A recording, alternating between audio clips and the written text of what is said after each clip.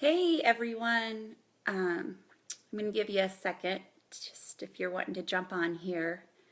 I hadn't planned on going live this morning. I actually had planned on doing it tomorrow morning. But something happened to me today that I want to talk about because, I'm really rooting for the teachers right now, and I'm rooting for our students. And I always say in my presentations that you don't do this job for the money. You don't do it for the 8 to 3 hours, and you certainly don't do it to collect that really big paycheck every 2 weeks. But I do believe that it is one of the most sacred, noble professions that a person can have, and I think that we really do plant the seeds that someday end up blossoming.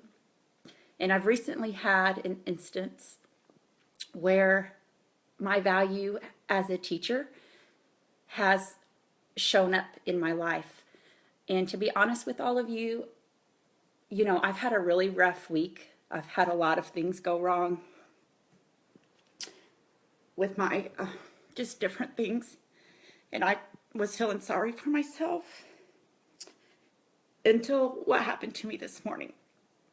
So just to go back, when I taught at Perry Central, I taught fourth grade, and I had a student in my class who was living in a foster home with his other two brothers because as a kindergartner, he had been beat so severely by his father.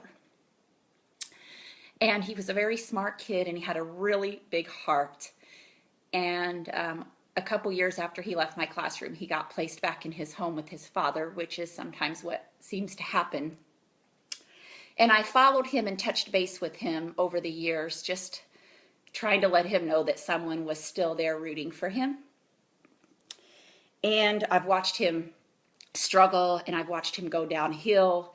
All through high school, he worked at one of the fast food restaurants, and I always made it a point to have a little conversation with him. And I knew that, his mother had left years ago and wasn't a part of his life, and he just did not have any support at home. And anyways, the last couple of months, I've actually seen his name pop in the paper for, he's been arrested a couple of times. And just last night, I was sitting at Fiesta Grande with my husband having dinner, and I was telling him, you remember this particular child that I taught in fourth grade, and do you remember how I told you he had so much potential, but I didn't know whether or not he would be able to get through the hurdles he had in life? And I was just telling Scott that my heart just had really hurt the last few weeks, just seeing his name in the paper and knowing that he was struggling.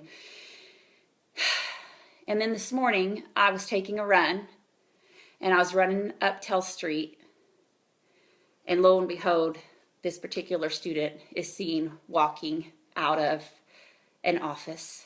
And I go up to him and I say, hello, I feel called just to stop and talk to you. I want to tell you that you've been on my mind lately, and I'm going to be honest with you. I've seen your name in the paper, and I know that you're struggling, and I want you to know who I saw you as my fourth grade student.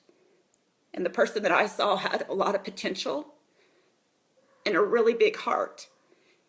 And that I knew it was going to be up to him whether or not he chose to go left and follow in the direction in which he was raised, or he could choose to go right and go a different direction and be a different person than the environment that he was raised in. And so we had this really heart-to-heart conversation. And he looked at me and he said, Kim, I have absolutely no one. He said, I am looking for a place to live. I don't even have my dad and my brothers anymore because they've moved out to Colorado. And he started to tear up. And he said, I'm on community corrections violation. I have to live somewhere where I can walk and check in every day. And then he went on and he just said, I'm going to be truthful with you. You saw me working all through high school at this fast food restaurant. I also sold drugs full-time to support my two brothers because my father wasn't. And I've been addicted to pills, and I'm really trying to break the cycle, but I don't know how to do it, and I don't have any supports in place. And so I watched a video that Stephanie Wilbur had posted this past week, where her son had been living in a facility and he's finding his way again. And I reached out to her and got the name of a guy that I'm going to call to see if we can get some supports in place for this particular student of mine. But the reason I wanted to jump on here is because everybody knows I'm rooting for teachers and everybody knows that I'm rooting for students. Here's what I think. I think that no one knows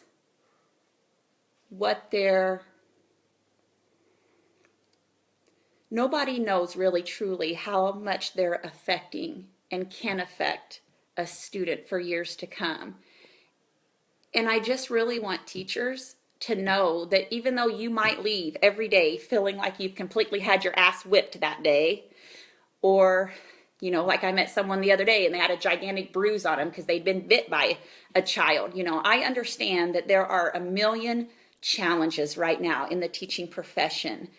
But I guess my hope is that you really understand, teachers, the value that you have, because, you know, I am going to step in and try to help this child. And I'm going to step in and help him because I remember who he was as my 4th grade student, and I still care about him.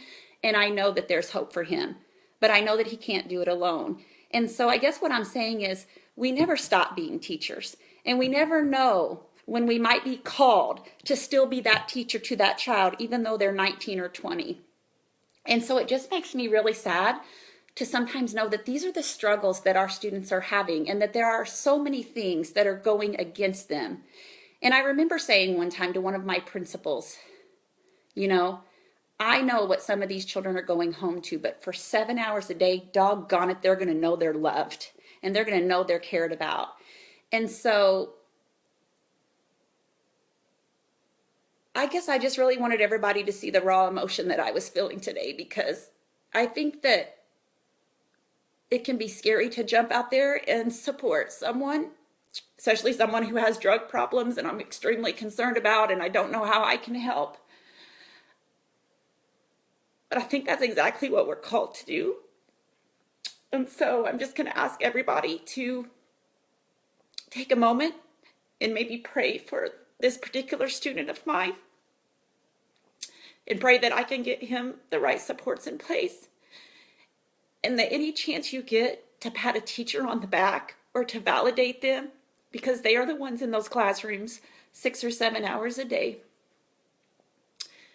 And they're the ones that are rooting for our students. And so they need to be uplifted, and they need to be told at times that what they're doing and who they are truly matters. And so even though my life has been a struggle this week, it's nothing compared to what this particular student has endured. So it gives me some perspective. It doesn't negate my own struggles. And yes, I have them, even though some people think I'm Miss Positivity. I'm going to be real here, and all of us have struggles. My goodness. And everybody that truly knows me knows that you can see me flying high, but you can also see me laying on this office floor crying at times, because that's just who I am. But this is life, and this is real. And so we're all called to come out of our comfort zones and to help others. And so that's what I'm going to try to do today. And I'm inspired by so many of you that easily put yourselves out there. So I thank you. And I see, thank you, Sonia and Kim. Thank you for your nice comments. Sonia, you're great at coming out of your comfort zone and helping others. Actually, you and I do that really well when it comes to animals, but perhaps I need to do a better job when it comes to people. And, oh, hi, Chris. Gosh, I know, like, is that not divine intervention? Like, this child has been on my heart, and then I have this conversation with my husband last night, and then I run into him today. And so, yeah, I think like God totally had his hand in this, and I pay attention to those so-called coincidences. So anyways, thanks for jumping on here with me, guys, and thanks for your comments. I think there were a few others that I missed, but anyways, just I appreciate everybody who's rooting for me and who's rooting for our students. So thank you. And I love you too, Carrie Nichols. Thanks, Joey. I do have an army. I do. Thank you. Thanks, Christy.